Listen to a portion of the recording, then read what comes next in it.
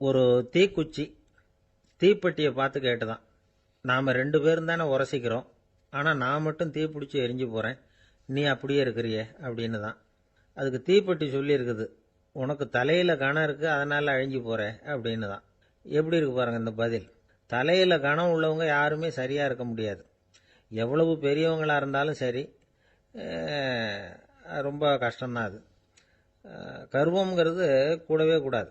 இதை விளக்கறதுக்கு மகான் ஒருத்தர் ஒரு சம்பவத்தை சொல்றார். அர்ஜுனன் தீர்த்த யாத்திரை பண்ணானா. அப்போ தென்னிந்தியாவுக்கு வந்திருக்கிறான். ராமேஸ்வரத்துக்கு போனப்போ அங்க இலங்கைக்கு கல்லுலாம் அடுக்கி போடப்பட்டிருந்த பாலத்தை பார்த்தானா. ஒரு சின்ன குரங்கு அதுக்கு பக்கத்தில் விளையாடிக்கிட்டு இருந்திருக்கு. அதை பார்த்துட்டு அர்ஜுனன் சிரிச்சிருக்கான். ஏன் சிரிக்கிறேன்னு கேட்டிருக்கு அந்த குரங்கு. ராமன் மிகச்சிறந்த வில் வீரன். அப்படி இருக்கிறப்போ அவன் இலங்கைக்கு அம்புகளாலேயே ஒரு பாலம் கட்டியிருக்கலாம். அதை விட்டுட்டு போயும் உன்ன மாதிரி குரங்குகளை துணையா வச்சுக்கிட்டு இப்படி ஒரு கருங்கல் பாலத்தை கட்டியிருக்கிறானே அப்படின்னு நானா. அம்புகளால் பாலம் கட்ட முடியுமா அப்படின்னு கேட்டுதான் குரங்கு. ஏன் முடியாது, என்னால் முடியுமேன்னு இருக்கான் அர்ஜுனன். அம்பால பாலம் கட்டலாம், இருந்தாலும் என்ன மாதிரி குரங்குகள் ஏறி நடந்தா அது தாங்குமா? அதனால தான் ராமர் கருங்கல் பாலமே கட்டினார் அப்படின்னு குரங்கு சொல்லிச்சான். அப்படியே சொல்ற, நான் வேணும்னா இப்போ அம்புகளாலேயே ஒரு பாலத்தை கட்டுறேன், நீ அது மேலே ஏறி நடந்து பார். பாலம் விழுந்துட்டுதுன்னா நான் தீ மூட்டி அதில் குதித்து உயிர் தியாகம் பண்ணி விடுறேன் அப்படின்னு நான் ரொம்ப கோபமா. உடனே அந்த சின்ன குரங்கு பெரிய உருவம் எடுத்துட்டு தான் கையில் கதையோட அர்ஜுனன் முன்னாடி நிற்கிறான் அனுமன். பார்த்தா, என்னுடைய தலைவர் ராமரையா இழிவா பேசுற, நீ இப்போ பாலம் கட்டு, நான் என்னுடைய பலத்தை காட்டுறேன் அப்படின்னு அனுமன். அர்ஜுனன் தன்னுடைய காண்டிபத்தை எடுக்கிறான், சரமாரியா அம்புகளை விடுறான். அதெல்லாம் ஒன்னோட ஒன்று கோத்துக்கிட்டு அப்படியே பாலம் மாதிரி நிற்கிது. அர்ஜுனன் தலை நிமிர்ந்து நின்னான். அனுமன் உயர கிளம்பி அங்கேருந்து பாலத்தில் பொத்துன்னு இறங்கினான். பாலம் அப்படியே நொறுங்கி போச்சு தூள் தூளா. என்ன அர்ஜுனா, இப்போ என்ன செய்ய போற அப்படின்னா ஏளனமா. அர்ஜுனன் தலையை தொங்க போட்டுக்கிட்டான். சொன்னபடி தீ மூட்டி அதில் குதிக்கிறதுக்காக 3 தடவை சுற்றி வந்தான். அப்போ கிருஷ்ணர் அங்கே வந்தார். என்ன அர்ஜுனா, என்ன நடக்குது, என்ன இது அப்படின்னு ஒன்றும் தெரியாத மாதிரி கேட்டார்.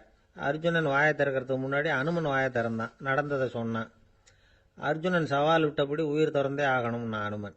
கிருஷ்ணர் யோசனை பண்ணார். நல்லது, இந்த சவால் விட்டதுக்கும் நடந்ததுக்கும் யார் சாட்சி? பெரிய ஒருத்தரை சாட்சியா வச்சுக்கிட்டல்லவா நீங்க இந்த போட்டியை நடத்தியிருக்கணும் அப்படின்னார். அதனால என்ன, இப்போ மறுபடியும் அந்த போட்டியை நடத்தி விட்டா போச்சு, என்னால் அந்த அம்பு பாலத்தை நொறுக்க முடியாதா அப்படின்னு அனுமன். சரி, இப்போ மறுபடியும் அது நடக்கட்டும்னார் கிருஷ்ணர். அர்ஜுனன் அம்பு பாலம் அமைச்சான். அனுமன் ஏறி குதிச்சான்.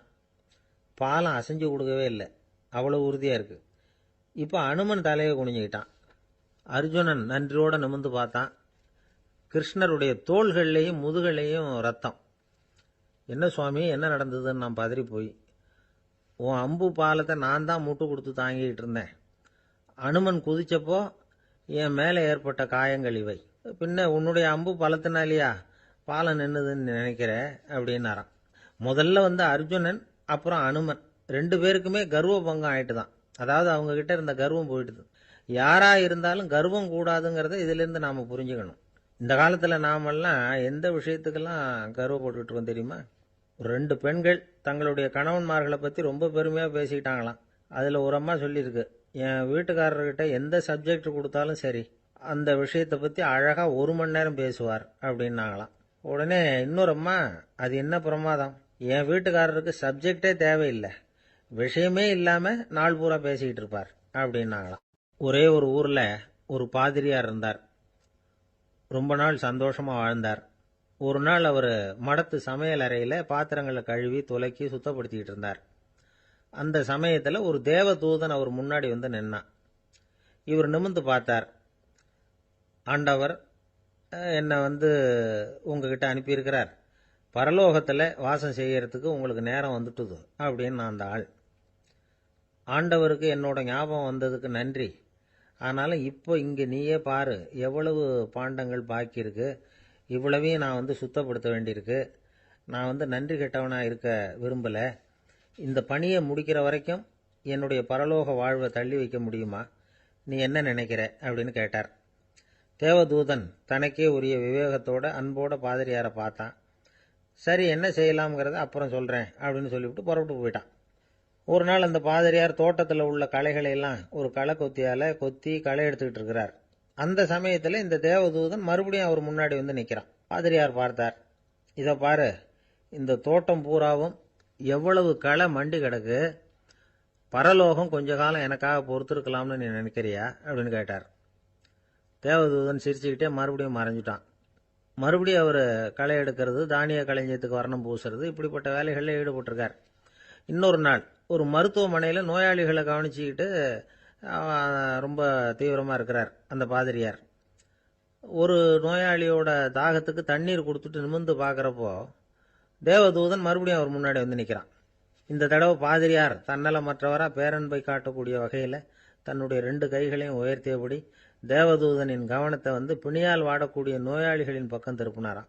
தேவதூதன் ஒன்றும் சொல்லலை, மறைஞ்சிட்டான். அன்னைக்கு சாயந்தரம் பாதிரியார் வந்து மடத்தில் உள்ள தன்னுடைய அறைக்கு போய் இளைப்பாறினார். யோசிச்சு பார்த்தார். தேவதூதனையும் தேவதூதனின் விருப்பத்தையும் பல நாள் தள்ளி போட்டு வந்ததையும் அவர் ரொம்ப நினச்சி பார்த்தார். திடீர்னு தான் வந்து முதுமை அடைகிறதையும் சோர்வு அடைகிறதையும் உணர்ந்தார். ஆண்டவரை நினைச்சார். ஆண்டவரே, உம்முடைய தூதனை மறுபடியும் என்கிட்ட அனுப்புனா நான் சந்திக்கிறதுக்கு ஆவலாக இருக்கேன் அப்படின்னு சொல்கிறப்பவே தேவதூதன் பக்கத்தில் வந்து நின்னான். பாதிரியார் நிமிர்ந்து பார்த்தார். நீ இப்போவே என்னை அழைச்சிக்கிட்டு போக விரும்பினா நான் பரலோகத்துக்கு வர்றதுக்கு தயாராக இருக்கேன்னார். தேவதூதன் அந்த பாதிரியாரை அன்போடவும் விவேகத்தோடவும் பார்த்து, நீங்கள் வந்து என் கூட பரலோகத்துக்கு வர்ற தயாராக இருக்கிறதா சொல்கிறீங்க, ஆனால் நீங்கள் இதுவரைக்கும் வேற எங்கே இருந்ததா நினைக்கிறீங்க அப்படின்னானா. அப்படின்னா இதுவரைக்கும் இருந்த இடம் தான் பரலோகம் அப்படிங்கிறத உணர்த்தியிருக்கிறான். பரலோகம்னா என்னென்னு புரிஞ்சுக்கிறதுக்கு இந்த சம்பவம் நமக்கு உதவியாக இருக்குது. தொண்டு செய்கிறத விட பெரிய செயல் வேற எதுவும் இருக்க முடியாது. அது நம்ம மனசுக்கு கொடுக்குற சுகத்தை வேற எதுவும் கொடுக்க முடியாது. நாம் தொண்டு செய்கிற இடம் தான் அந்த புண்ணிய இடம். ஆனால் இந்த காலத்துல எல்லாம் நாம் வந்து தொண்டு செய்யணும்னு நினச்சி ஏதாவது ஆரம்பித்தா கூட அதை ஒரு மாதிரியாக சுற்றி நின்று வேடிக்கை பார்க்க ஆரம்பிச்சிடுறாங்க. ஒரு பெரியவர் அப்படித்தான் ஒரு தொண்டு செஞ்சுக்கிட்டு இருந்தார். ஒரு கோவில் கட்டிக்கிட்டு இருந்தாங்க. அதில் ஒரு இடத்துல ஒரு பலகையை வச்சு ஆணி அடிக்கிற வேலையை செஞ்சுக்கிட்டு இருந்தார் அந்த பெரியவர். ஒரு சின்ன பையன் அதை ரொம்ப ஊக்கமாக அக்கறையாக கவனிச்சுக்கிட்டு இருந்தான். பெரியவர் இதை கவனித்தார். என்னப்பா பார்க்குற, உனக்கும் இது மாதிரி தொண்டு செய்யணும்னு ஆசையாக இருக்கா அப்படின்னு கேட்டார். அதுக்கு அந்த பையன் சொல்கிறான், அப்படி இல்லைங்க, நீங்கள் ஆணி அடிக்கிறப்போ கையில் சுத்தியால் அடிச்சுக்கிட்டா எப்படி துடிப்பீங்க, எப்படி கத்துவீங்கன்னு தெரிஞ்சுக்கிறதுக்காக அதை பார்க்கணும்னு ஆசை, அதுக்காக தான் காத்துக்கிட்டு இருக்கேன் அப்படின்னு நானா. ஒருத்தர் ரொம்ப கவலையோடு உட்காந்துருந்தார். எதை பற்றி சார் கவலைப்படுறீங்கன்னு கேட்டோம். எதிர்காலத்தை பற்றி கவலைப்படுறேன்னார். ஏன்னு கேட்டோம். என்ன பண்ணுறதுன்னே தெரியல சார், எதிர்காலம் ஒரே இருட்டாக இருக்குது, பாதையே புரியலன்னார். இன்னைக்கு நம்ம இளைஞர்கள் பல பேருக்கு எதிர்காலம் இருட்டாக தான் தெரியுது. அவங்கெல்லாம் இந்த கதையை கொஞ்சம் கேட்கணும். ஒரு மலை அடிவாரத்தில் ஒரு சின்ன கிராமம். அந்த மலை ரொம்ப உயரமானது. அடர்த்தியாக செடி கொடிகள் மரங்கள் அதில் மண்டி கிடக்குது. பகல் வேளையில் இருட்டாக தான் இருக்கும், அவ்வளோ அடர்த்தி. அந்த மலை உச்சியில் ஒரு கோவில். நாள் ராத்திரியே புறப்பட்டாதான் காலையில் அந்த கோயிலுக்கு போய் சேர முடியும். கிராமத்து இளைஞன் ஒருத்தன் அந்த மலை உச்சிக்கு போக வேண்டியிருந்தது. கையில் ஒரு விளக்கை எடுத்துக்கிட்டு நாள் ராத்திரியே புறப்பட்டான். புறப்பட்டு போனவன் கிராமத்து எல்லையிலேயே நின்றுட்டான். ஏன் தெரியுமா? அவன் கையில் இருந்த விளக்கோட வெளிச்சம் 10 அடி தூரத்துக்கு தான் தெரியுது. அது வரைக்கும் தான் பாதை தெளிவாக இருக்குது. அதுக்கு அப்பால எல்லாம் ஒரே இருட்டாக இருக்குது, பாதை புரியல. இவன் யோசனை பண்ணி பார்த்தான். மனசுக்குள்ள ஒரு சந்தேகம். 10 அடி தூரம் தானே வெளிச்சம் தெரியுது, அப்படின்னா நாம் 10 அடி தூரம் தானே போக முடியும். அதுக்கும் அந்தாண்ட ஒரே இருட்டாக இருக்குதே, அதில் எப்படி நாம் நடந்து போகிறது? நாம் ரொம்ப தூரம் நடந்து போய் ஆகணுமே. அப்படிப்பட்ட நினப்பெல்லாம் அவனுக்கு வந்துட்டுது. இதுதான் அவன் மனசில் ஏற்பட்ட தயக்கம். இப்படி யோசிச்சுக்கிட்டே அந்த இளம் ஆசாமி புறப்பட்ட இடத்துலயே நின்றுட்டு இருக்கிறான். அந்த சமயத்தில் ஒரு வயசான பெரியவர் அந்த பக்கமாக வந்தார். அவர் கையில் இதை விட சின்னதாக ஒரு விளக்கு வச்சிருந்தார். அது எப்படின்னா அது ஒரு 5 அடி தூரத்துக்கு தான் வெளிச்சம் காட்டுது. அவ்வளவு சின்ன விளக்கு. அவரும் மலை உச்சிக்கு போகிறதுக்காக தான் வந்துகிட்டு இருக்கிறார். அவரை பார்த்து இவன் கேட்டான், என்ன பெரியவரே, இவ்வளவு சின்ன விளக்க வச்சுக்கிட்டு அவ்வளவு தூரத்துக்கு எப்படி மலையேற போறீங்க அப்படின்னு கேட்டான். நீ ஏன் இப்படி தயங்கிட்டே நிற்கிறேன்னு கேட்டார் பெரியவர். என்கிட்ட இருக்கிற விளக்கு 10 அடி தூரத்துக்கு தான் பாதையை காட்டுதுன்னா. இப்போ பெரியவர் சொன்னார், தம்பி, உன் கையில் இருக்கிற விளக்கு கொடுக்குற வெளிச்சத்தை வச்சு நீ முதல்ல 10 அடி தூரம் முன்னாடி போ. 10வது அடியில் போய் நின்றுக்கிட்டு பாரு. மறுபடியும் ஒரு 10 அடி தூரத்துக்கு பாதை தெரியும். இப்படி உன் கையில் இருக்கிற விளக்கு தொடர்ந்து வெளிச்சம் காட்டிக்கிட்டே இருக்கும். நீ முன்னேற முன்னேற அந்த வெளிச்சமும் முன்னேறும். அதனால எத்தனை கிலோமீட்டர் தூரம் வேணும்னாலும் நீ இந்த 10 அடி தூரம் வெளிச்சத்தை வச்சுக்கிட்டே நீ போயிடலாம், புறப்படு அப்படின்னார். இப்பதான் அந்த பெரியவர் சொன்னது இளைஞனுக்கு பளிச்சுன்னு புரிஞ்சுதான். உடனே உற்சாகமா புறப்பட்டான், உச்சிக்கு போய் சேர்ந்தான். இந்த கதையிலிருந்து நாம புரிஞ்சுக்க வேண்டியது என்ன தெரியுமா? நீண்ட கால திட்டம் ஒன்று போடும் பொழுது நமக்கு முன்னாடி இருக்கிறத மறந்துட்டு மனசை போட்டு குழப்பிக்க கூடாது. உங்க கையில என்ன இருக்கோ அதுலயே உங்க எதிர்காலம் மறைஞ்சிருக்குது.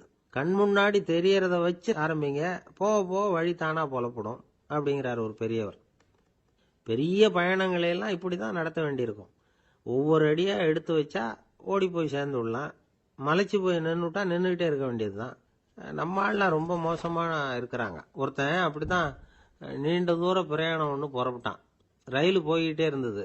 கொஞ்ச தூரம் போச்சு, பாதி வழியில கையில வச்சிருந்த டிக்கெட்டை காத்துல விட்டுட்டான். ஐயோ, என் டிக்கெட்டு போயிட்டுதே அப்படின்னு கத்த ஆரம்பிச்சுட்டான். பக்கத்துல இருந்த பெரியவர் அவனை பார்த்து பரிதாபப்பட்டு, கவலைப்படாத தம்பி, போனா போகுது, வேற டிக்கெட் வாங்கிக்கலாம் அப்படின்னு ஆறுதல் சொன்னார். அதுக்கு அவன் சொல்றான், சார், நான் அதுக்காக அழல, அந்த டிக்கெட்டு கிடைச்சாதானே நான் எந்த ஊருக்கு போகணுங்கிறது எனக்கு தெரியும் அப்படிங்கிறான். ஒரு குரு, இளம் சீடர்கள் எதிரில் உட்காந்துருக்கிறாங்க. குரு பாடம் நடத்திக்கிட்டு இருக்கிறார். சீடர்களுக்கு ஒரு ஆசை, அதாவது ஒரு முக்கியமான மந்திரத்தை நம்ம குருநாதர்கிட்ட இருந்து கத்துக்கணும் அப்படிங்கிறது அவங்க ஆசை. அது என்ன மந்திரம்னா, இறந்தவரை உயிர்ப்பிக்கக்கூடிய புனித மந்திரம். அதாவது செத்தவங்களுக்கு மீண்டும் உயிர் உண்டாக்குகிற மந்திரம். குருவே, தயவு பண்ணி அந்த மந்திரத்தை எங்களுக்கு உபதேசிக்கணும் அப்படின்னு கேட்டாங்க. அது ரொம்ப ஆபத்தானது, அது என்னத்துக்கு உங்களுக்கு வேண்டாமேன்னாராம் குரு. எங்களுடைய நம்பிக்கை உறுதிப்படுறதுக்காகத்தான் கேட்குறோம், வேற ஒன்றும் இல்லை அப்படின்னாங்களாம் சீடர்கள். பக்குவப்படாத அறிவுங்கிறது ரொம்ப ஆபத்தானது அப்படின்னாராம் குரு. இது சீடர்களுக்கு புரியல. அது எப்படிங்க பக்குவப்படாத அறிவு ஆபத்தானதுன்னு சொல்றீங்க, அப்படின்னா என்ன அப்படின்னு கேட்டிருக்காங்க சீடர்கள். குரு அதுக்கு விளக்கம் கொடுத்தாராம். அந்த மந்திரத்தை எப்போ பயன்படுத்தணுங்கிறது முக்கியம். அதை அறியக்கூடிய ஞானம் ஏற்படுகிற வரைக்கும் அதை தெரிஞ்சுக்காம இருக்கிறது தான் நல்லது, இல்லைன்னா ஆபத்துன்னாராம்.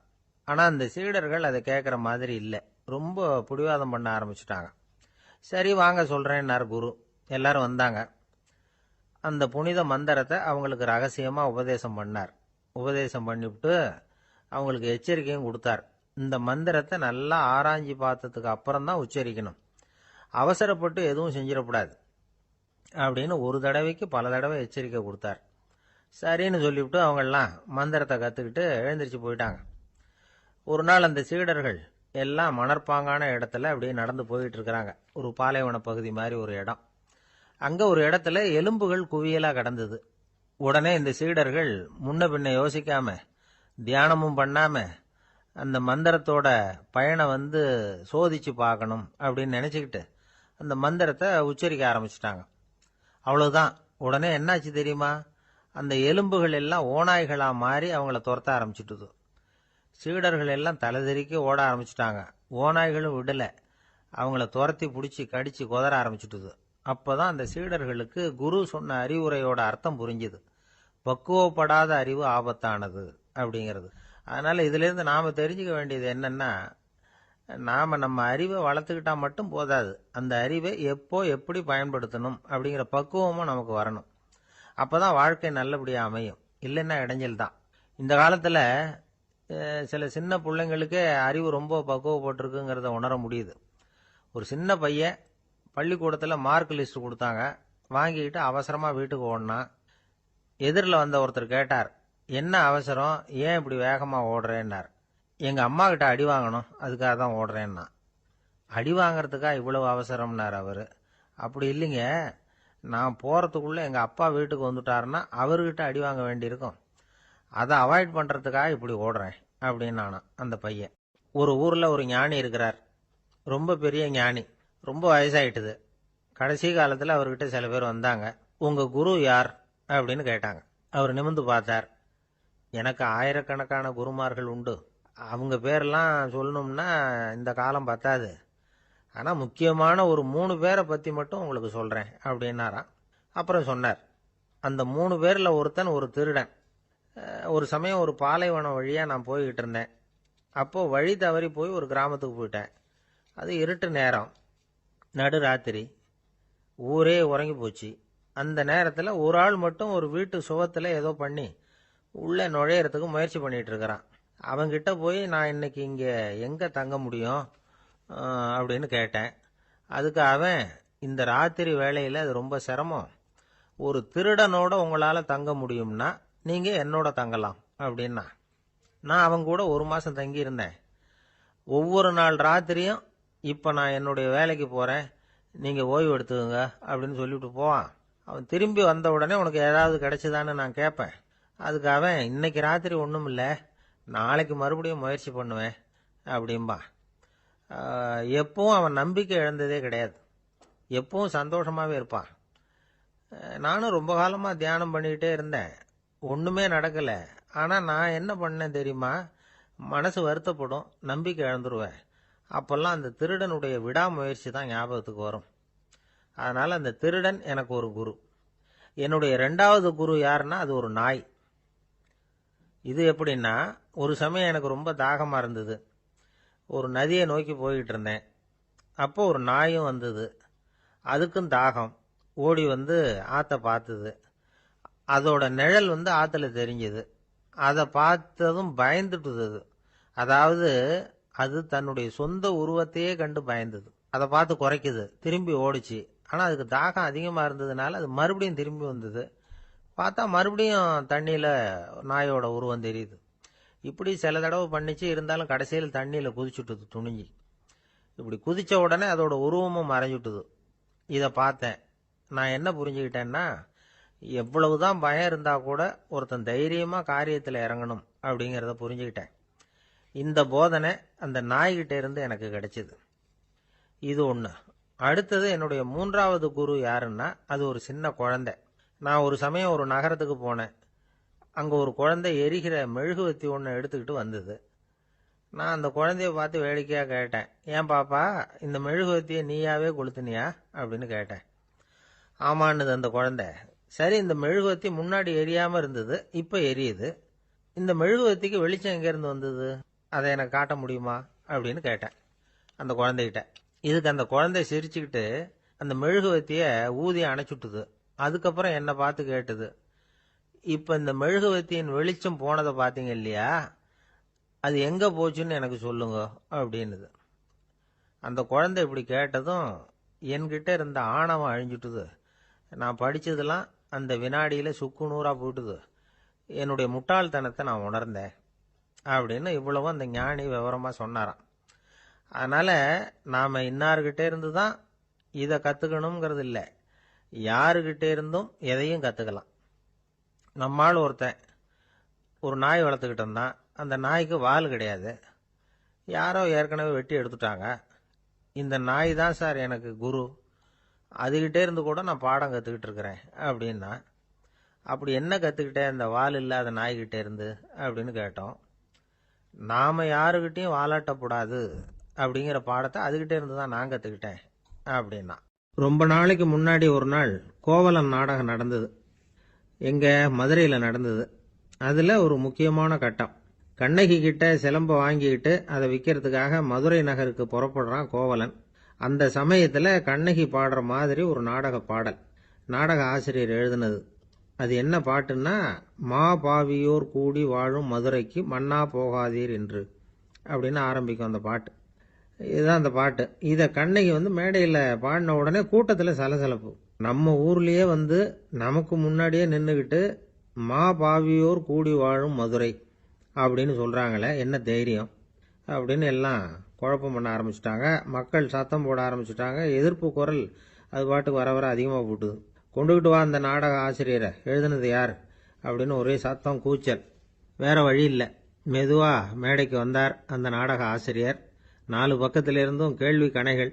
மக்களை பார்த்து கொஞ்சம் அமைதியாக இருங்கோ அப்படின்னு சொல்லிவிட்டு தன்னுடைய விளக்கத்தை சொல்ல ஆரம்பித்தார் அந்த நாடக ஆசிரியர்.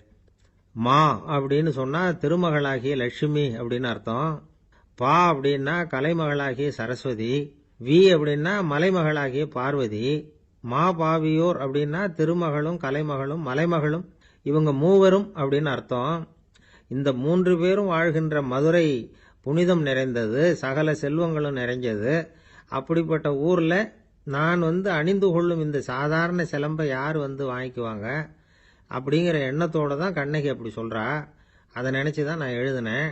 ஆகவே மதுரையை ரொம்ப சிரமப்படுத்தணும், ரொம்ப மோசமாக எழுதணும் அப்படிங்கிற எண்ணம்லாம் எனக்கு கிடையாது. பெருமைப்படுத்தணும்னு நினச்சி தான் அப்படி எழுதினேன் அப்படின்னு விளக்கம் கொடுத்தாராம். இந்த விளக்கத்தை கேட்டதும் எல்லாரும் ரொம்ப சமாதானம் ஆயிட்டாங்களாம். இப்படி விளக்கம் கொடுத்த அந்த நாடக ஆசிரியர் யார் தெரியுமா? அவர் தான் தமிழ் நாடக உலகின் முதல் ஆசான் சங்கரதாஸ் சுவாமிகள். அவருக்கு நகைச்சுவை உணர்வும் அதிகம். 1920ஆம் ஆண்டு திருநெல்வேலியில் அவர் தங்கியிருக்கிறார் நாடகம் நடத்துறதுக்காக. அவர் தங்கியிருந்த வீட்டில் கொசு மூட்டைப்பூச்சி அதிகமாக இருந்திருக்கு. அவரால் தூங்கவே முடியல. அவர் அனுபவித்த தொல்லைகள் ஒரு பாட்டாக உருவாச்சு. வேடிக்கையாக ஒரு பாட்டு எழுதினாராம். மூட்டையும் கொசுவும் ஒரு வீட்டிலே மீட்டிங் போட்டால் முன்னே நிற்க யாரால் முடியும்? கொசு மோகன ராகம் போல சத்தம் போட்டு முன்னே நின்று செய்திடும் யுத்தம். இதை மறுநாள் நாடகத்தில் கோமாளி வேஷம் போட்ட ஒரு சிறுவனை விட்டு பாட வச்சிருக்காரு. எல்லாரும் சிரிச்சு ரசிச்சாங்களாம். சங்கரதாஸ் சுவாமிகள் கல்யாணமே பண்ணிக்கல, துறவி மாதிரியே வாழ்ந்திருக்கார். தமிழ் நாடக கலைக்கு தன்னையே அர்ப்பணம் பண்ணிட்டவர் அவர். 1922 நவம்பர் மாசத்துல ஒரு நாள் புதுச்சேரியில் அவர் வாழ்க்கை முடிஞ்சுது. அப்போ அவருக்கு வயசு 55. சங்கரதாஸ் சுவாமிகள் நாடக ஆசிரியர் மட்டும் இல்லை, மேடை நாடக இயக்குனர், தயாரிப்பாளர், அவரே ஒரு சிறந்த நடிகர். ஒரு தடவை சாவித்திரி நாடகத்தில் இவர் யமதர்மனா வேஷம் போட்டு நடிச்சிருக்கிறார். நாடகம் பார்த்துக்கிட்டு இருந்த கருவுற்ற ஒரு பெண்மணிக்கு பயத்தினால அங்கேயே குழந்தை பிறந்துட்டு தான். அந்த நிகழ்ச்சிக்கு அப்புறம் இவர் இந்த வேஷம் போடுறப்போலாம் ஜனங்களுக்கு முன்கூட்டியே எச்சரிக்கை கொடுக்க ஆரம்பிச்சிருவாராம். அதாவது அப்படி யாராவது பயப்படுறவங்க இருந்தால் கொஞ்சம் கண்ணை மூடிங்க அல்லது எழுந்திரிச்சு போடுங்கன்னு. நடிப்புன்னா அப்படிலாம் இருக்கணும். இந்த காலத்தில் நடிகர் ஒருத்தர் சொன்னார், சார், நான் இந்த நாடகத்தில் நடிக்கிறப்போ முகத்தில் நவரசங்களையும் காட்டி நடித்தேன், உணர்ச்சிகளை எல்லாம் நல்லா காட்டி நடித்தேன். அப்படி இருந்தும் ஜனங்கள் கல் எடுத்து மேடையில் வீசிவிட்டாங்க சார் அப்படின்னார். நாடகத்தில் உங்களுக்கு என்ன வேஷம் அப்படின்னு கேட்டாங்க. அது செத்து கிடக்கிற பணமாக நடித்தேன் சார் அப்படின்னார். ஒரு காடு, அங்கே புத்தர் அவர் பாட்டுக்கு நடந்து போய்கிட்டே இருக்கிறார். அவருக்கு பின்னாடி ஒரு குரங்கு, அதுவும் தொடர்ந்து வந்துக்கிட்டே இருக்குது. புத்தர் திரும்பி பார்த்தார். குரங்கு அப்படியே குதிச்சு உயர எழும்பி ஒரு கிளையில் போய் உக்காந்துது. ஏன் இப்படி பண்ணுறேன்னு கேட்டார் புத்தர். என்னை சாதாரணமாக நினைக்க வேணாம், நான் மகாமந்தி, என்னால் எல்லாம் முடியும், முடியாதுங்கிற வார்த்தையே என்னுடைய அகராதியில் கிடையாது, என்ன வேணும்னாலும் செய்வேன் அப்படின்னுது. அப்படின்னா ஒரு பந்தயம் வச்சுக்கலாமான்னாரு இவர். ஓ, வச்சுக்கலாமேன்னுது. வேற ஒன்றும் இல்லை, இப்போ நீ மேலே எழும்பி அந்த கிளையில் உட்காந்தது மாதிரி அங்கேருந்து தாவி என் உள்ளங்கையில் உட்காரணும், அவ்வளவுதான் அப்படின்னார். அப்படி உட்காந்துட்டா என்ன பரிசு அப்படின்னு கேட்டது அது. சொர்க்கத்தில் இருக்கிற மாமன்னன் மரகத சக்கரவர்த்தியை என்னோட இருக்கும்படியாக கூப்பிட்டுக்கிறேன். அந்த சமயத்தில் அவருடைய அரியணை அங்கே காலியாயிடும், நீ அதில் போய் உட்காந்துக்கலாம். பந்தயத்தில் தோத்துட்டா ஒரு கல்ப காலம் இந்த பூமியில் வாழ வேண்டியிருக்கும், அதுக்கு பிறகுதான் என்கிட்ட வர முடியும், என்ன சொல்ற அப்படின்னார். குரங்குக்கு தாவறது ஒரு பெரிய காரியமா? இது எனக்கு ரொம்ப சாதாரண விஷயம், என்ன இப்பவே தாவட்டுமா அப்படின்னுது. சரின்னு சொல்லி உள்ளங்கையை நீட்டினார். அவருடைய கை தாமரை இலை அளவுக்கு அப்படியே விரிஞ்சுது. குரங்கு சௌரியமா உட்கார்றதுக்காக. குரங்கு தாவறதுக்கு தயாராச்சு. அதுக்கு முன்னாடி ஒரு சின்ன யோசனை அதுக்கு. இந்த கிளையிலேருந்து அந்த கைக்கு தாவறது எனக்கு ரொம்ப அற்பமான ஒரு வேலை, இது ரொம்ப சாதாரணம், என்னுடைய கௌரவத்துக்கு இது சரியா இருக்காது. அதனால நான் என்ன பண்ண போறேன்னா, இங்கேருந்து கிளையிலேருந்து அப்படியே உயர எழும்ப போறேன்.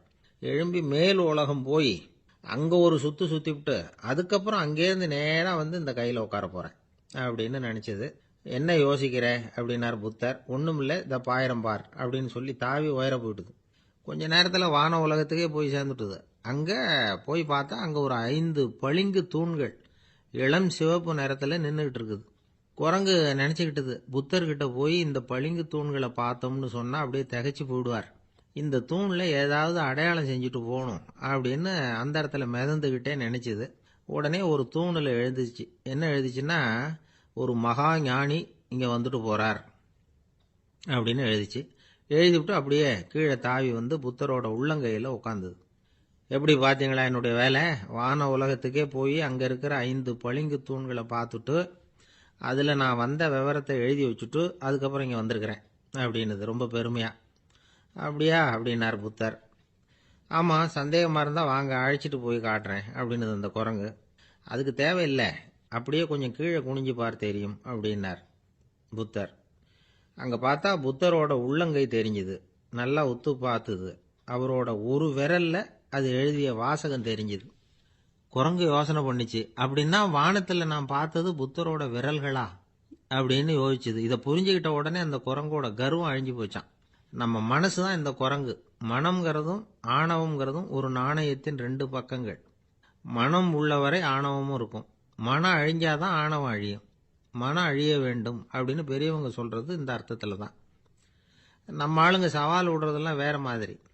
ஒருத்தன் ஒரு வாய்க்காலை தாண்டுறேன்னு பந்தயம் கட்டி தாண்ட முடியாம வாய்க்காலில் விழுந்து காலை உடச்சிக்கிட்டு கட்டு போட்டுக்கிட்டு வந்தான். ஏண்டா அப்படின்னு கேட்டாங்க. நான் பந்தயம் கட்டின நேரம் சரியில்லை அப்படின்னா. எப்படிறான்னு கேட்டிருக்காங்க. வாய்க்காலில் தண்ணி இருக்கிற நேரமாக பார்த்து பந்தயம் கட்டியிருக்கணும் அப்படின்னானா. நம்பிக்கை இல்லைன்னா இந்த உலகத்தில் நாம் நடமாடவே முடியாது. அவநம்பிக்கையோடு இருந்துக்கிட்டு இருந்தா என்னைக்கும் அவஸ்தை தான். நாம் நம்புறது நடக்குதோ இல்லையோ அது வேற விஷயம். ஆனால் எதையும் நம்பி தான் நாம் அடி வைக்க வேண்டியிருக்கு. வேற ஒன்றும் வேணாம். ஒரு லாட்ரி சீட்டு வாங்குகிறோம். அது எங்கே நமக்கு விழப்போகுது அப்படிங்கிற அவநம்பிக்கையோடவா வாங்குகிறோம்? பரிசு நமக்கு தான் அப்படிங்கிற நம்பிக்கை உள்ளூர இருக்கிறதுனால தான் அதை வாங்குகிறோம். இருந்தாலும் முடிவு வேற மாதிரி ஆயிடுது. அதுக்காக மனசு சோர்ந்து போகிறதில்ல. அடுத்த மாதமும் சீட்டு வாங்குகிறோம். இந்த நம்பிக்கை தான் மனித வாழ்க்கைக்கு ஆதாரம். ஒரு கடையில் போய் டீ சாப்பிட்றீங்க. அந்த டீ நல்ல டீ தானா, அதில் விஷம் கலந்துருக்குமா அப்படிங்கிற சந்தேகம் வந்துட்டுதுன்னு வச்சுங்க. அதுக்கப்புறம் அதை எப்படி நீங்கள் சாப்பிட முடியும்? நம்பி தான் சாப்பிட்ணும். ரயில் ஒழுங்காக போய் சேருங்கிற நம்பிக்கை இருக்கிறதுனால தான் அதில் ஏறி உட்காடுறோம். லெட்டர் ஒழுங்காக போய் சேருங்கிற நம்பிக்கை இருக்கிறதுனால தான் பெட்டியில் போடுறோம். சரி, நம்ம கதையெல்லாம் நம்மளோட இருக்கட்டும். மனித நம்பிக்கை எந்த அளவுக்கு உறுதியாகவும் அறிவுபூர்வமாகவும் இருக்கணுங்கிறதுக்கு அலெக்சாண்டர் வாழ்க்கையில் நடந்த ஒரு சம்பவத்தை உதாரணமாக சொல்லலாம். இந்த உலகத்தையே ஜெயிக்கணும்னு புறப்பட்டார் அலெக்சாண்டர். ஒரு கட்டத்தில் அவர் சிட்னஸ் நதி கரைக்கு சேர்ந்தார். அந்த சமயத்தில் அவருக்கு கடுமையான நோய் வந்துட்டுது. அவர் கூடவே வந்திருந்த கிரேக்க வைத்தியர்கள் என்னென்னமோ முயற்சியெல்லாம் பண்ணி பார்த்தாங்க. இருந்தாலும் அலெக்சாண்டருக்கு வந்திருக்கிறது என்ன நோய்ங்கிறத அவங்களால கண்டுபிடிக்க முடியல. ஏன்னா அந்த பகுதியில் உள்ளவங்களுக்கு மட்டுமே அதிகமாக வரக்கூடிய ஒரு வினோதமான நோயாக இருந்தது அது.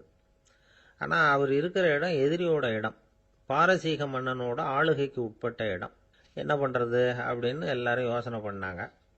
பாரசீக மன்னனோட அரண்மனையில் இருக்கிற வைத்தியர் வந்தால் இந்த நோயை குணப்படுத்தி விடுவார் அப்படின்னு சொன்னாங்க. இருந்தாலும் எதிரியோட நாட்டில் இருக்கிற வைத்தியரை கூப்பிட்டு எப்படி நம்பி வைத்தியம் பார்க்க சொல்கிறது அப்படின்னு சொல்லி எல்லாரும் தயங்கினாங்க. ஆனால் அலெக்சாண்டர் தயங்கலை. பரவாயில்ல, அழைச்சிட்டு வாங்கன்னு விட்டார். உடனே அவரை போய் அழைச்சிட்டு வந்துட்டாங்க. அவர் வந்தார். அலெக்சாண்டர் உடம்பை பரிசோதனை பண்ணி பார்த்தார். சரி, இதை குணப்படுத்தி விடலாம், பயப்பட வேண்டியதில்லை. ஆனால் இதுக்கு ஒரு மூலிகை ரசம் தயார் பண்ணி கொடுக்கணும். நான் போய் அதை தயார் பண்ணிட்டு 2 நாளில் திரும்பி வந்துடுறேன் அப்படின்னு சொல்லிவிட்டு போனார் அந்த வைத்தியர்.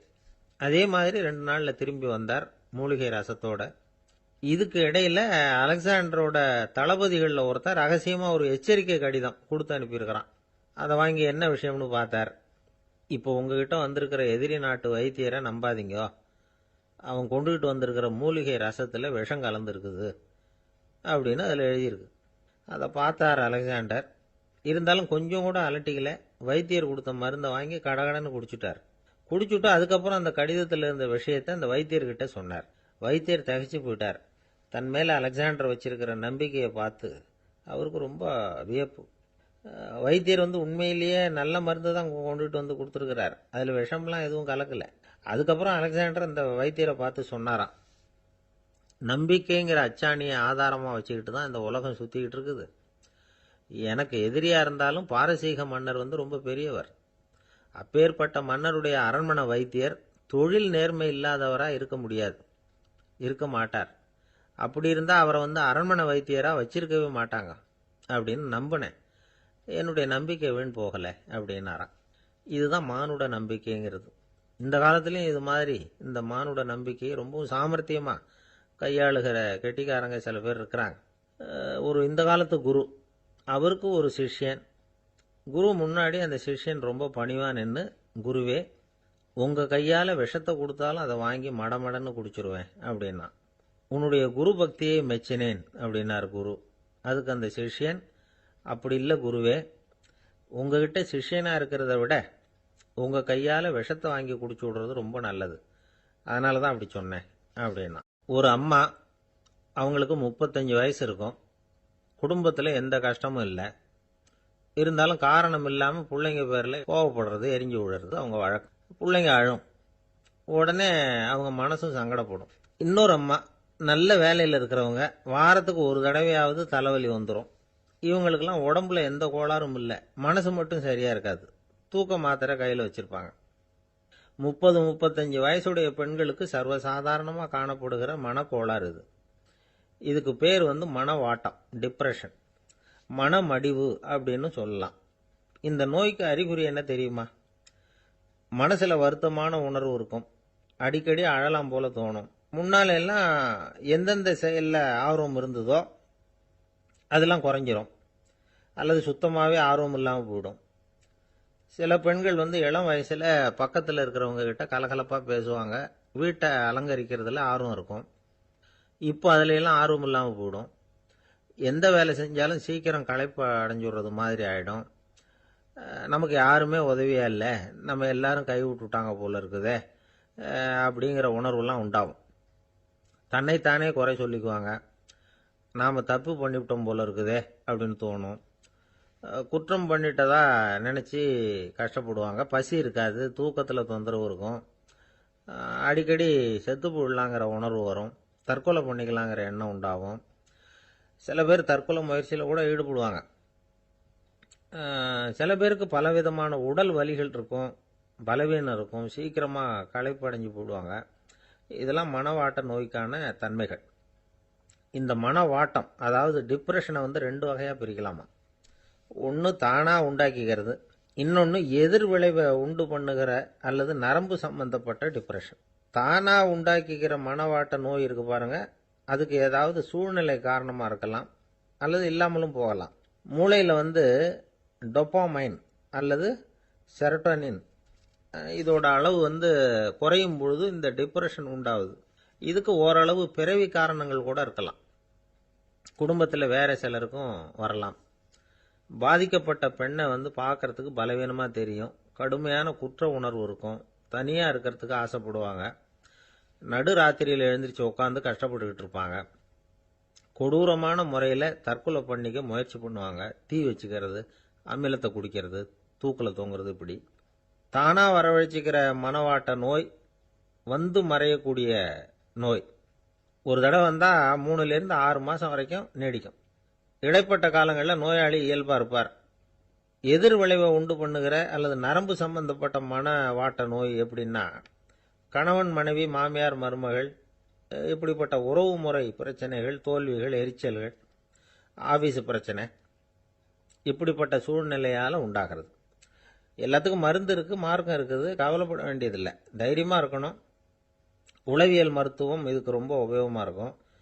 சில பெண்களை பாருங்கள், அவங்க எதுக்கும் அலட்டிக்கிறது இல்லை. ஒரு அம்மா அப்படிதான் தன்னுடைய கணவனை அழைச்சிக்கிட்டு ஒரு மனநோய் மருத்துவர்கிட்ட வந்தாங்க. டாக்டர், எங்கள் வீட்டுக்காரர் திடீர்னு ஒரு மாதிரி ஆயிட்டார், வித்தியாசமாக நடந்துகிறார். எப்படின்னா, இவர் தன்னையே ஒரு ஒட்டட பூச்சியாக நினச்சிக்கிட்டு இருக்கிறார். அப்படி நினச்சிக்கிட்டு தன்னுடைய தலையாலேயே வீட்டில் உள்ள ஒட்டடையெல்லாம் தொடச்சிக்கிட்டு இருக்கிறார் அப்படின்னாங்க. எவ்வளவு நாளாக அப்படி இருக்குதுன்னு கேட்டார் டாக்டர். 1 வாரம் அப்படி இருக்குது அப்படின்னாங்க அந்த அம்மா. அப்படின்னா முன்னாடியே ஏன் அழைச்சிட்டு வரல அப்படின்னு கேட்டார் டாக்டர். வீடு பூரா சுத்தமாகட்டுமேனு பார்த்துக்கிட்டு இருந்தேன் டாக்டர் அப்படின்னாங்களாம் அந்த அம்மா. என்னுடைய நண்பர் ஒருத்தர், அவருக்கு ஜாதகத்தில் நம்பிக்கை உண்டு, அவரே ஜோசியமெல்லாம் பார்ப்பார். என்ன சார் இந்த காலத்தில் இதையெல்லாம் நம்பிக்கிட்டு இருக்கீங்களேன்னு கேட்டா, உங்களுக்கு ஒன்றும் தெரியாது சார், இந்த உலகத்தில் ஒவ்வொருத்தரும் அவங்கவுங்க செய்கிற நல்லது கெட்டதுக்கு தகுந்த பலனை அனுபவிச்சே தீரணும்பார். அது மட்டும் இல்லை, ஒருத்தன் செத்துட்டா கூட அவன் செஞ்ச பாவ புண்ணியங்கள் கூடவே போயிட்டு இருக்கோம்பார். அது எப்படி கூட போகும் அப்படின்னு குதர்க்கமாக கேட்டால், அதுக்கு அவர் ஒரு கதை சொன்னார். அது ரொம்ப சுவாரஸ்யமாக இருந்தது. ஒரு ஊரில் ஒருத்தர் இருந்தாராம். அவர் ஜோசியம் பார்க்குறதுல ரொம்ப கெட்டிக்காரரு. ஒருத்தருடைய தலைமுடியை மட்டும் அவர்கிட்ட காட்டினா போதும், அதை மட்டும் பார்த்துட்டு அவருடைய ஜாதகத்தையே சொல்லிவிடுவாராம். அப்பேற்பட்ட திறமை. அந்த ஆள் ஒரு சமயம் கன்னியாகுமரி கடற்கரைக்கு போயிருந்திருக்கிறார். அங்கே கரை ஓரமாக ஒரு மண்டை ஓடு கிடந்திருக்கு, அதை எடுத்து பார்த்துருக்கிறார். அந்த மண்டை ஓட்டை வச்சுக்கிட்டே அதோட ஜாதகத்தை அலசியிருக்கிறார். இந்த மண்டை ஓட்டுக்கு உரிய ஆசாமி வாழ்க்கையில் ரொம்ப கஷ்டப்பட்டுருக்கிறான், நிறைய கஷ்டத்தை அனுபவிச்சிருக்கிறான், அது தாங்க முடியாமல் தான் கடலில் விழுந்து தற்கொலை பண்ணிகிட்டு இருக்கான் அப்படிங்கிறத அவர் கணிச்சுட்டார். இருந்தாலும் இந்த மண்டை ஓடு இன்னமும் அனுபவிக்க வேண்டியது பாக்கி இருக்கு அப்படிங்கிறதையும் அவர் உணர்றார். அது சரி, ஒருத்த உயிரோடு இருக்கிற வரைக்கும் தானே நல்லது கெட்டதை அனுபவிக்க முடியும். செத்ததுக்கு அப்புறமும் பாக்கி இருக்குன்னா அதை எப்படி அனுபவிக்கிறது? இந்த மண்டை ஓட்டுக்கு இன்னும் கொஞ்சம் பாக்கி இருக்கு அப்படிங்கிறது அவருக்கு புரிஞ்சதே தவிர அதோட அர்த்தம் என்னங்கிறது அவருக்கு சரியா விளங்கலை. சரி, இதை இன்னும் கொஞ்சம் விவரமா ஆராய்ச்சி பண்ணி பார்ப்போம் அப்படின்னு நினைச்சுக்கிட்டு அதை தன்னுடைய வீட்டுக்கு எடுத்துகிட்டு போயிட்டார். அந்த மண்டை ஓட்டை ஒரு பொட்டியில் வச்சு பூட்டினார். தன்னுடைய தனி அறையில் அதை பத்திரமா வச்சுக்கிட்டார். தினமும் ராத்திரி ஆனதும் தன்னுடைய மனைவியை பார்த்து, நீ போய் பூஜை அறையில் தனியாக படுத்துக்கோ அப்படின்னு சொல்லிவிட்டு இவர் தினம் ராத்திரி 12 மணிக்கு பொட்டியை திறந்து அதை பார்ப்பார். மண்டை ஓடு அப்படியே இருந்ததே தவிர இன்னும் கொஞ்சம் பாக்கி இருக்குங்கிறதுக்கு அர்த்தம் அவருக்கு விளங்கலை. அந்த மண்டை ஓட்டுக்கு இன்னும் என்ன பாக்கி இருக்க போகுது? இப்படியே ஒரு 10 நாள் போச்சு. அந்த வீட்டம்மாவுக்கு சந்தேகம் வந்துட்டுது. நம்ம வீட்டுக்காரர் நம்மளை தனியாக ஏன் தூங்க சொல்கிறார் அப்படிங்கிற சந்தேகம். உடனே பக்கத்து வீட்டு அம்மா கிட்ட விஷயத்தை சொல்லியிருக்கிறாங்க. அந்த அம்மா உடனே, நீ கவலைப்படாத, நான் கண்டுபிடிச்சி சொல்கிறேன்னு சொல்லிவிட்டாங்களாம். அன்னைக்கு ராத்திரியே ஜன்னல் வழியாக எட்டி பார்த்துருக்குறாங்க. இந்த ஆள் மண்டை ஓட்டை கையில் வச்சுக்கிட்டு அதை திருப்பி திருப்பி அப்படியும் அப்படியும் பார்த்துக்கிட்டு இருந்தது தெரிஞ்சுட்டுது. மறுநாள் காலையில் அவரோட மனைவியை பார்த்தாங்க. ஏம்மா, உன் வீட்டுக்காரருக்கு நீ முதல் மனைவியா 2வது மனைவியா அப்படின்னு கேட்டாங்க. எனக்கு தெரிஞ்ச வரைக்கும் நான் ஒருத்தி தான் அவருடைய மனைவின்னாங்க. அப்படி இல்லை, நீ அவருக்கு 2வது மனைவி. முதல் மனைவியின் மண்டை ஓடு தான் அவர் கையில் இருக்குப்போ, அதை தான் அவர் தினமும் ராத்திரியில் எடுத்து பார்த்துக்கிட்டு இருக்கிறாரு அப்படின்னு விட்டாங்க அந்த அடுத்த வீட்டம்மா. அப்படியா விஷயம்னு சொல்லிவிட்டு கணவன் வீட்டில் இல்லாத நேரமாக பார்த்து அந்த மண்டை ஓட்டை எடுத்து கொண்டாந்து ஒரு உரல்ல போட்டு உலக்கையால் குத்தி நொறுக்க ஆரம்பிச்சுட்டுது அந்த அம்மா. வெளியே போயிருந்த அந்த ஆள் அப்போ தான் உள்ளே நுழைஞ்சார்.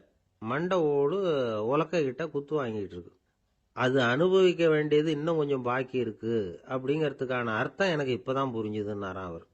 இந்த கதையிலிருந்து நாம் இன்னொரு நீதியையும் புரிஞ்சுக்கணும். அதாவது நம்ம வீட்டை பற்றி நமக்கு தெரியாததெல்லாம் அடுத்த வீட்டுக்காரங்களுக்கு நல்லா தெரியும். ஒரு காடு, நல்ல மரம்லாம் செழிச்சு இருந்தது. அப்படிப்பட்ட காட்டில் ஒரு சாது இருந்தார். அவர் எப்படின்னா, எப்பவும் ஒரு மரத்தடியில் உட்காந்துருப்பார். ஏன்னா அவருடைய இருப்பிடமே அதுதான். அவர் என்ன பண்ணுவார், 3 கல் வச்சுருந்தார். செங்கல் மாதிரி இருக்கும், ஆனால் அதை விட கொஞ்சம் பெருசாக இருக்கும். எதுக்கு அந்த 3 கல்லுன்னா, அதுதான் அவருடைய படுக்கை. அதாவது தூங்குறப்ப ஒரு கல்லை தலைக்கு கீழே வச்சுக்குவார், இன்னொரு கல்லை இடுப்புக்கு கீழே வச்சுக்குவார், இன்னொரு கல்லை காலுக்கு கீழே வச்சுக்குவார். உடம்பை ஒரு அப்படியே ஒரு தகட்டால் மூடிக்குவார். அப்படியே தூங்கி போடுவார். மழை பெய்யுதுன்னு வச்சுங்க, அவர் உடம்பு 3 கல் மேலே இருக்குதா, அதனால் தண்ணி அடியில் ஓடி போடும், உடம்பு நனையாது. மேலே தகடு இருக்கிறதுனால மழையும் உடம்புல படாது. அவர் தூக்கமும் கெடாது, நிம்மதியாக தூங்குவார். பகலில் அந்த 3 கல்லையும் ஒரு சேர ஒரு அடுப்பு மாதிரி வச்சு அது மேலே உட்காந்துக்குவார். அதனால் பாம்பு பூச்சி எதுவும் அவரை தொந்தரவு பண்ணுறதில்ல. அது பாட்டுக்கு நகர்ந்து போயிடும். அவர் பாட்டுக்கு நிம்மதியாக இருப்பார். யாராவது எதையாவது கொண்டுகிட்டு கொடுத்தா அதை வாங்கி சாப்பிடுவார், அவ்வளவுதான். ஒரு நாள் அந்த நாட்டு அரசன் காட்டுக்கு வேட்டையாட வந்தான். அந்த வழியாக வந்தப்போ இந்த சாது படுத்துருக்கிறத பார்த்தான். பரிதாபப்பட்டான். ஐயோ பாவம், இவர் இப்படி இந்த கல் மேலே உடம்ப வச்சுக்கிட்டு தூங்குறாரு, என்ன பாடுபடுவார். இவரை நாம் அரண்மனைக்கு அழைச்சிட்டு போய் சுகமாக நிம்மதியாக இருக்கிறதுக்கு வழி செஞ்சு கொடுப்போம், அது ரொம்ப நல்லாயிருக்கும் அப்படின்னு நினச்சான். அப்படி நினச்சிக்கிட்டே அரண்மனைக்கு வந்துட்டான். அதுக்கப்புறம் ஒரு பல்லக்கையும் 2 சேவகர்களையும் காட்டுக்கு அனுப்பி அந்த சாதுவை மெதுவாக இங்கே அழைச்சிட்டு வந்துடுங்க அப்படின்னு சொல்லி அனுப்பி வச்சான். இவங்க போய் அவர்கிட்ட விவரத்தை சொன்னாங்க. எனக்கு என்னத்துக்கு அரண்மனை வாசம் அப்படின்னார். இருந்தாலும் மன்னர் உத்தரவு, நீங்கள் அவசியம் வரணும் அப்படின்னாங்க இவங்க. சரின்னு சொல்லிவிட்டு வேறு வழி இல்லாமல் புறப்பட்டார். புறப்படும் பொழுது என்ன பண்ணாருன்னா, மறக்காமல் அந்த 3 கல் ஒரு தகடு அதையும் எடுத்து பல்லக்கில் வச்சுக்கிட்டார். என்னத்துக்கு இதையெல்லாம் எடுத்து வைக்கிறாரு அப்படின்னு சொல்லி அவங்க யோசனை பண்ணாங்க. இருந்தாலும் அதை பற்றி ஒன்றும் கேட்கல. பேசாமல் அவரை அழைச்சிட்டு போய் அரண்மனையில் விட்டுட்டாங்க. அரசன் ஓடி வந்தான், வரவேற்றான், அறுசுவை உணவு படைத்தான். அவர் படுக்கிறதுக்கு தங்க கட்டில், பட்டு மெத்தை, இப்படி எல்லாம் ஏற்பாடு பண்ணி வச்சான். இங்கே படுத்து ஓய்வு எடுத்துங்க அப்படின்னு சொல்லிவிட்டு அவன் பாட்டு போயிட்டான். மறுநாள் காலையில் பார்க்குறான், சாது படுத்துருக்கிறார். எப்படி தெரியுமா, அந்த பட்டு மெத்தை மேலே 3 கல்லையும் வச்சு வழக்கம் போலவே அது மேலே படுத்துருக்கிறார். அதுக்கு மேலே தகடு. அரசன் பார்த்துட்டு அதிர்ச்சி ஆயிட்டான். என்ன சுவாமி இப்படி அப்படின்னா, சாது சொன்னார், எனக்கு தேவையும் இல்லை குறையும் இல்லை, எல்லா இடத்துலையும் எனக்கு ஒரே மகிழ்ச்சி தான் அப்படின்னார். மகிழ்ச்சிங்கிறது தங்க கட்டிலேயோ பட்டு மெத்தையிலேயோ இல்லை, அது மனசில் இருக்கிற ஒரு விஷயம். உண்மையான மகிழ்ச்சிக்கு வழி மனப்பக்குவம் அப்படிங்கிறது அந்த அரசனுக்கு புரிஞ்சுதான். இந்த காலத்தில் ஒரு சாமியார், அவரை தேடி ஒரு சீடன் வந்தான். என்னாச்சு தெரியுமா சுவாமி, எனக்கு நிம்மதி வேணும், அதுக்கு என்ன வழின்னு கேட்டான். சாமியார் நிமிர்ந்து பார்த்தார்.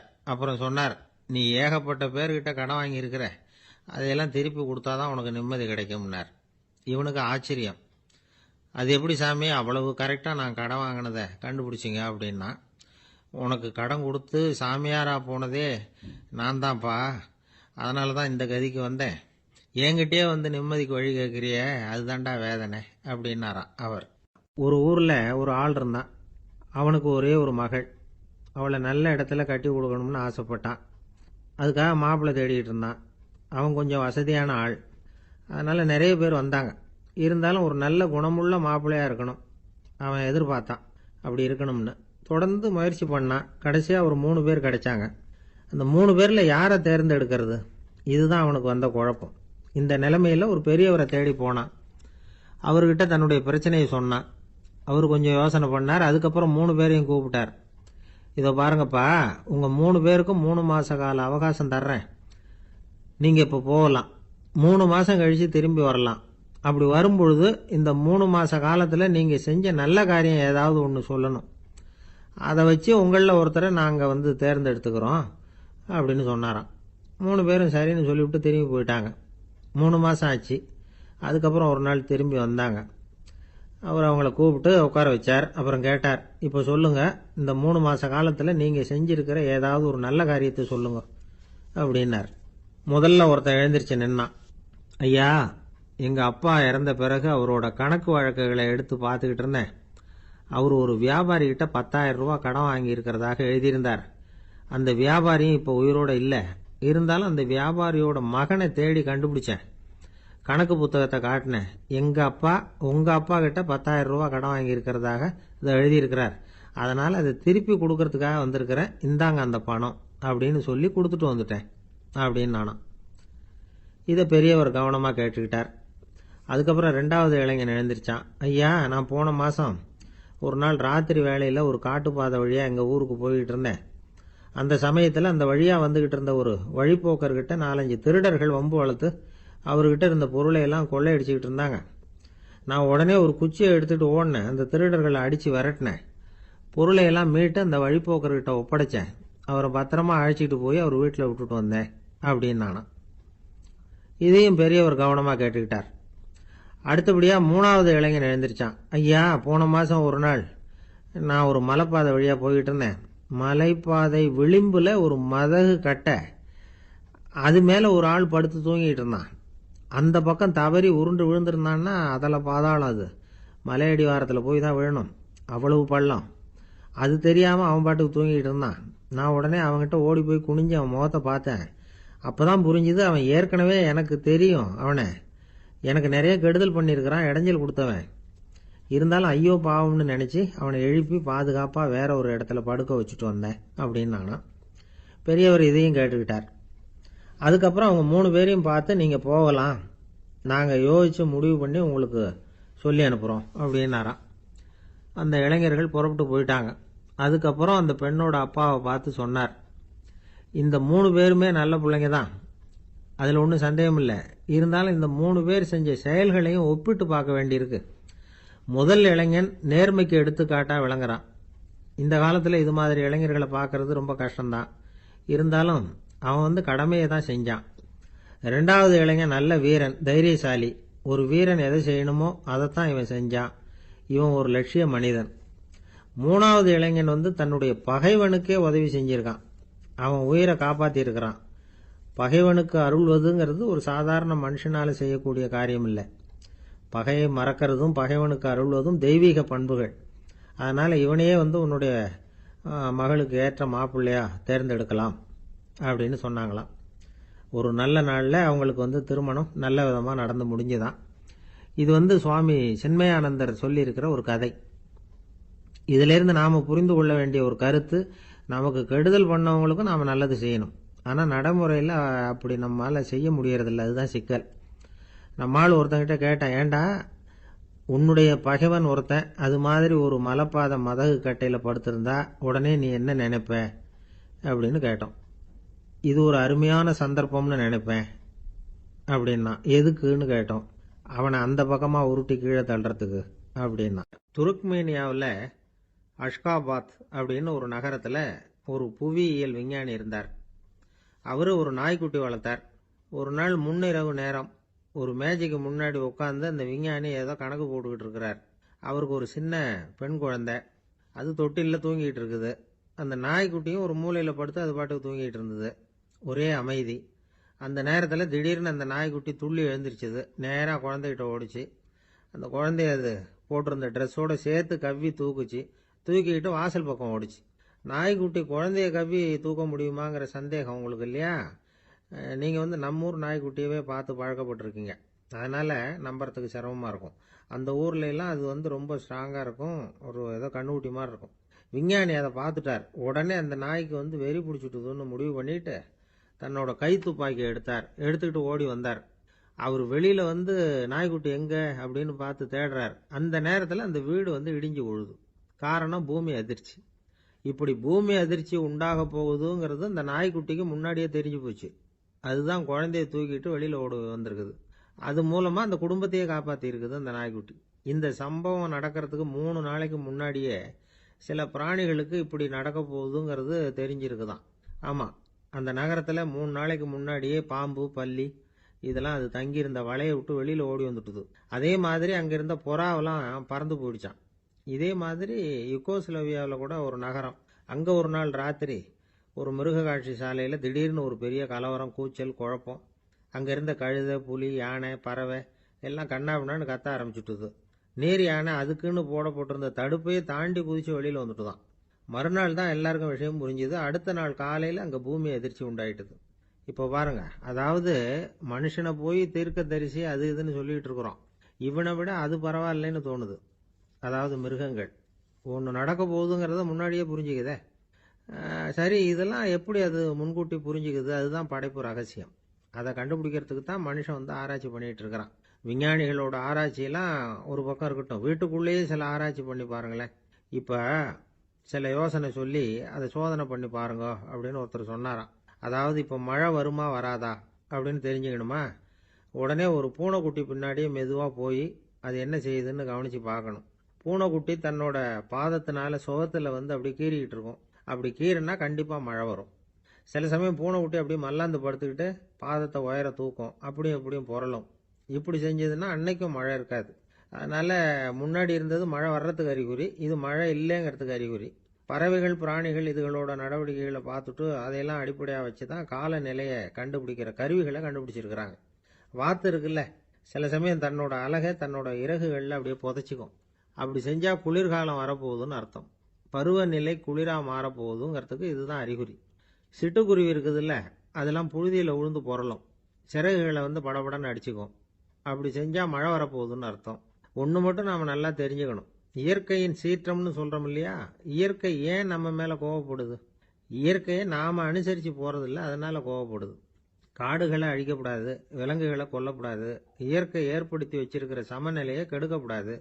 அதை புரிஞ்சுக்கிட்டு வாழ்ந்தோம்னா பூமியும் நடுங்காது, நாமளும் நடுங்க வேண்டிய அவசியம் இருக்காது. ஒருத்தர் இருந்தார், சாராய கடைக்கு போனாராம், நிறைய சாப்பிட்டார்.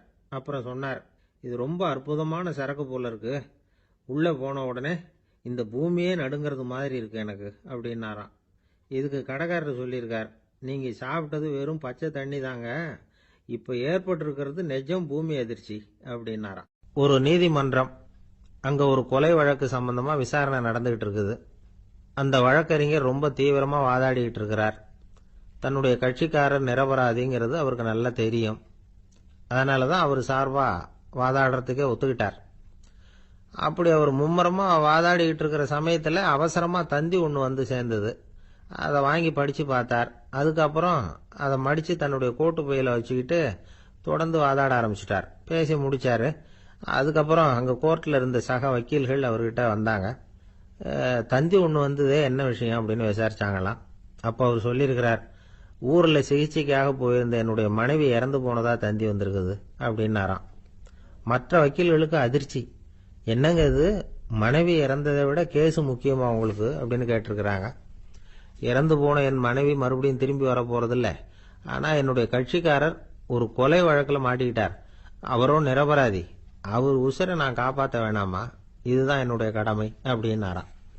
இப்படி இவர் சொன்னது எல்லாரும் அப்படியே திகைச்சு போய் நின்னுட்டாங்களாம். சரி, கடமைக்கு முக்கியத்துவம் கொடுத்த அந்த வழக்கறிஞர் யார் தெரியுமா? அவர் தான் இரும்பு மனிதர் சர்தார் வல்லபாய் பட்டேல்.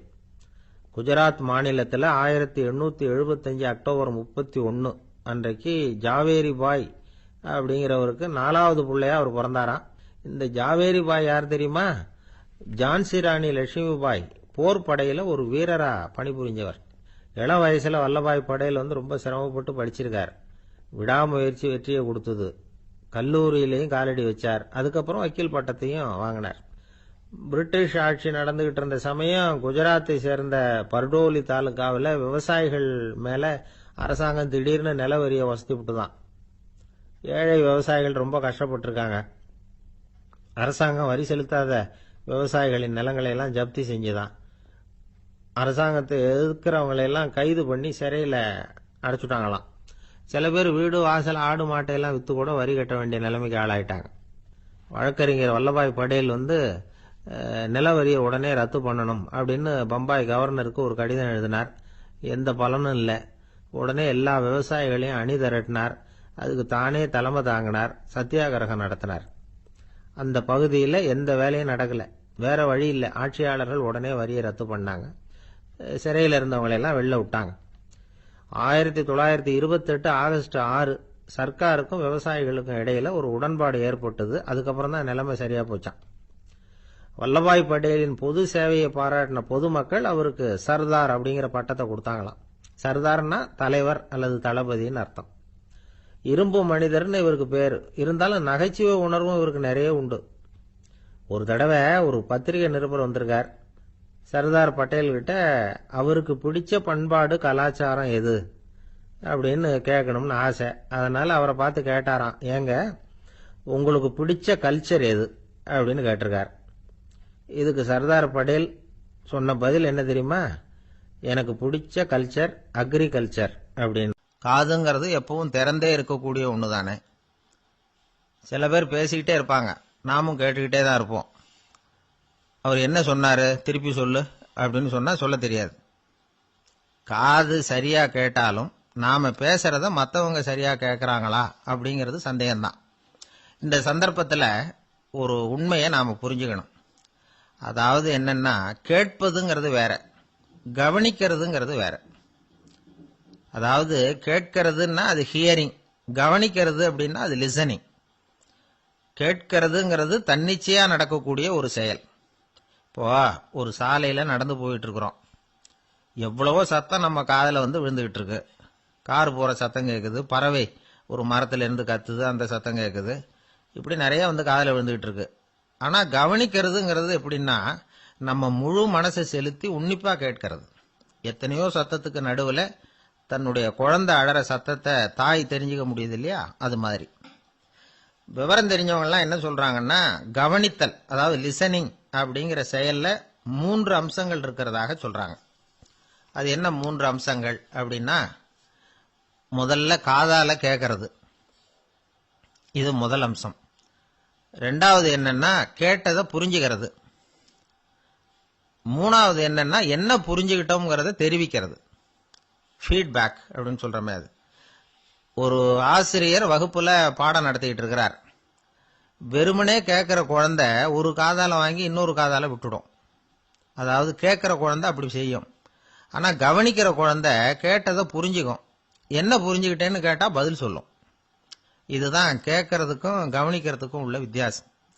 ஒரு புள்ளி விவர கணக்கு என்ன சொல்லுது தெரியுமா? ஒரு மனிதன் எழுதுறது மூலமா 6% அறிவை பெருக்கிக்கிறானா. எழுதுறது மூலமா. படிக்கிறது மூலமா 19% அறிவை பெருக்கிக்கிறானா. பேசுறது மூலமா 30% அறிவை பெருக்கிக் கொள்ளுகிறான் அப்படின்னு சொல்றாங்க. ஆனா பாருங்க, கவனிக்கிறது மூலமா 45% அறிவை பெருக்கிக் கொள்ளுகிறான் அப்படிங்கிறது புள்ளி விவரம். அதனால கற்றலின் கேட்டல் நன்று அப்படின்னு சொல்றாங்க இல்லையா, அது இதுதான்.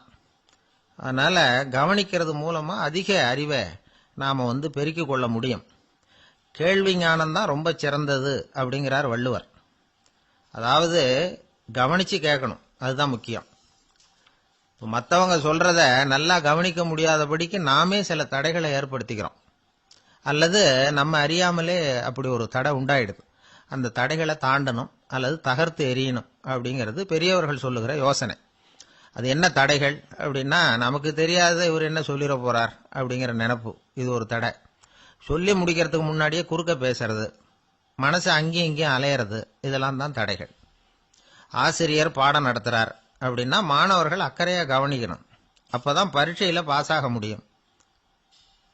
வீட்டுக்குள்ள கணவன் சொல்றத மனைவி கவனிச்சு கேட்கணும், மனைவி சொல்றத கணவன் கவனிச்சு கேட்கணும், இல்லைன்னா குழப்பமாயிடும். ஒரு அம்மா கோயிலுக்கு போனாங்க, சேலையில ஒரு முடிச்சு போட்டிருந்தாங்க. எதுக்கு சேலையில முடிச்சு போட்டு வச்சிருக்கிறீங்க அப்படின்னு கேட்டாங்க. எங்க வீட்டுக்காரர் ஒரு கடிதத்தை மறக்காம தபால் போட்டியில போட்டுணும்னு சொன்னார், ஞாபகத்துக்காக முடிச்சு போட்டு வச்சிருக்கிறேன் அப்படின்னாங்க. கடிதத்தை பெட்டியில போட்டுட்டீங்களா அப்படின்னு கேட்டாங்க. அது எப்படிங்க முடியும், அவர் கடிதத்தை என்கிட்ட கொடுக்க மறந்துட்டாரே அப்படின்னாங்களாம். அதனால மறக்கப்படாதுன்னு நினைச்சுக்கிட்டே மறந்து விடுறது, இப்படி ஒரு வாழ்க்கை. அதனால வாழ்க்கையில நமக்கு இருக்கிறது செவிச்செல்வம் ரொம்ப முக்கியமானது. நிறைய கேட்கணும், சொல்றதை விட கேட்கணும், கேட்கறத விட முக்கியம் கவனிக்கிறது. அப்படி கவனிக்கிறது மூலமா நம்முடைய வாழ்க்கையில வெற்றி பெறணும். ஆளை கண்டா ஏன் இப்படி முகத்தை திருப்பிக்கிட்டு வர்றீங்க அப்படின்னு கேட்டார் ஒருத்தர் நண்பர்கிட்ட. எலெக்ஷன்ல அவன் எதிர்த்து நின்னவன் சார், என்ன அவங்ககிட்ட நமக்கு என்ன பேச்சுவார்த்தை அப்படின்னாராம் ரொம்ப கோபமா இவர். சரி, அந்த ஆள் யாருன்னு கேட்டேன். என் கூட பிறந்த தம்பி தான் சார் அப்படின்னார் அந்த கோபம் குறையாமல். அதாவது நம்ம ஊர் நிலவரம் இப்படி, அதாவது அண்ணனும் தம்பியும் எதிர்த்து நிற்பாங்க தேர்தலில், ஒருத்தர் கண்டா பேசிக்கிறது இல்லை. ஆனா இங்கிலாந்துல எப்படி தெரியுமா, அங்க ஒரே மேடையில போட்டி போடுற 2 வேட்பாளர்களும் பேசுவாங்களாம், பட்டிமன்றம் மாதிரி. ஒருத்தர் முதல்ல எழுந்திருப்பார், நான் இந்த தேர்தலில் வெற்றி பெற்றால் என்னென்ன செய்வேன் அப்படின்னு சொல்லிவிட்டு உட்காருவார். அதுக்கப்புறம் அடுத்தவர் எழுந்திருப்பார், அவர் சொல்லுவார், நான் வெற்றி பெற்றா இந்த மக்களுக்கு என்னென்ன செய்வேன், இந்த நாட்டுக்கு என்னென்ன செய்வேன் அப்படிங்கறத சொல்லிவிட்டு உட்காருவார். 2 பேரும் ஒரே மேடையில பேசுவாங்க. மக்கள் 2 பேர் பேச்சையும் கேட்டுக்கிட்டு ஒரு முடிவுக்கு வருவாங்க. இதுதான் அங்க உள்ள பழக்கம். இங்க அப்படி இல்லை. இங்க ஒருத்தர் பார்த்தா முகத்தை திருப்பிக்கிறது.